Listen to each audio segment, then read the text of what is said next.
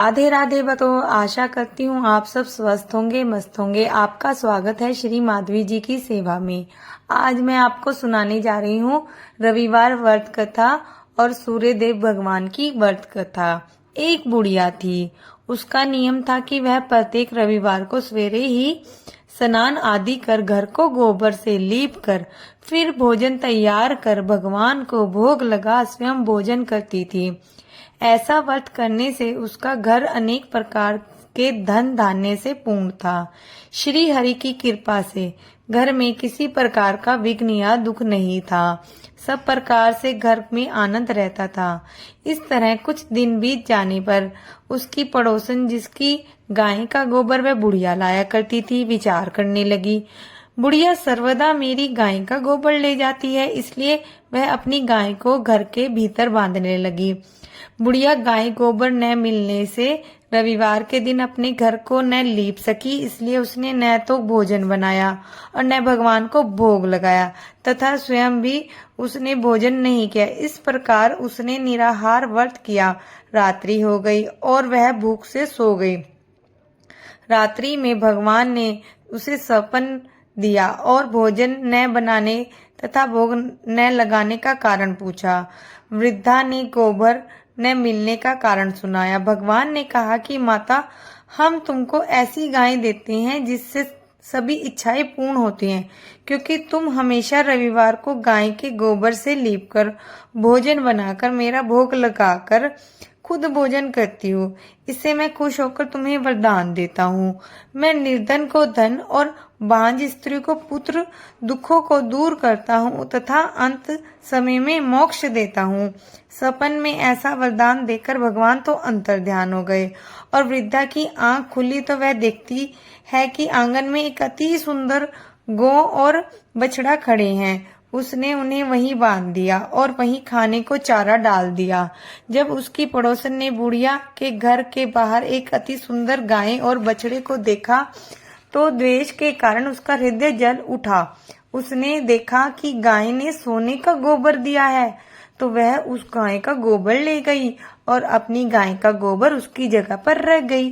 वह नित्य प्रति ऐसा ही करती रही और सीधी सादी बुढ़िया को उसकी खबर नहीं होने दी। तब सर्वव्यापी ईश्वर ने सोचा कि चालाक पड़ोसन के कर्म से बुढ़िया ठगी जा रही है, तो ईश्वर ने संध्या के समय अपनी माया से बड़े जोर की आंधी चला दी। बुढ़िया ने अंधेरे के भय से अपनी गाय को भीतर बांध लिया। प्रातःकाल जब वृद्धा ने देखा कि गौ ने सोने का गोबर दिया है, तो उसके आश्चर्य की सीमा न रही और वह प्रतिदिन गौ को घर के भीतर बांधने लगी। उधर पड़ोसन ने देखा कि बुढ़िया गौ को घर के भीतर बांधने लगी है और उसका सोने का गोबर उठाने का दाव नहीं चलता, तो वह ईर्ष्या और ढाक से जल उठी और कुछ उपाय न देख पड़ोसन ने उस देश के राजा की सभा में जाकर कहा, हे महाराज, मेरे पड़ोस में एक वृद्धा के पास ऐसी गऊ है जो आप जैसे राजाओं के ही योग्य है। वह नित्य सोने का गोबर देती है। आप उस सोने से प्रजा का पालन करिए। वह वृद्धा इतने सोने का क्या करेगी? राजा ने यह बात सुन अपने दूतों को वृद्धा के घर में से गऊ लाने की आज्ञा दी। वृद्धा प्रातः ईश्वर का भोग लगा भोजन ग्रहण करने ही जा रही थी कि राजा के कर्मचारी गऊ खोलकर ले गए। वृद्धा काफी रोई चिल्लाई, किंतु राज्य कर्मचारी के समक्ष कोई क्या कहता। इस दिन वृद्धा गऊ के वियोग में भोजन न खा सकी और रात भर रो रो कर ईश्वर से गऊ को पुनः पाने के लिए प्रार्थना करती रही। उधर राजा गऊ को देखकर बहुत प्रसन्न हुआ, लेकिन सुबह जैसे ही वह उठा, सारा महल गोबर से भरा दिखाई देने लगा। राजा वह देख घबरा गया। भगवान ने रात्रि में राजा को सपन में कहा कि हे राजा, गाय वृद्धा को लौटाने में ही तेरा भला है।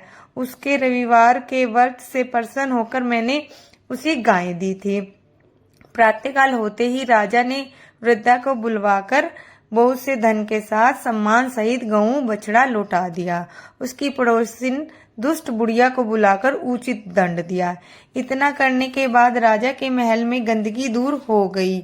उसी दिन से राजा ने नगर वासियों को आदेश दिया कि राज्य की प्रजा अपनी समस्त मनोकामना का पूर्ति करने के लिए रविवार का व्रत करे।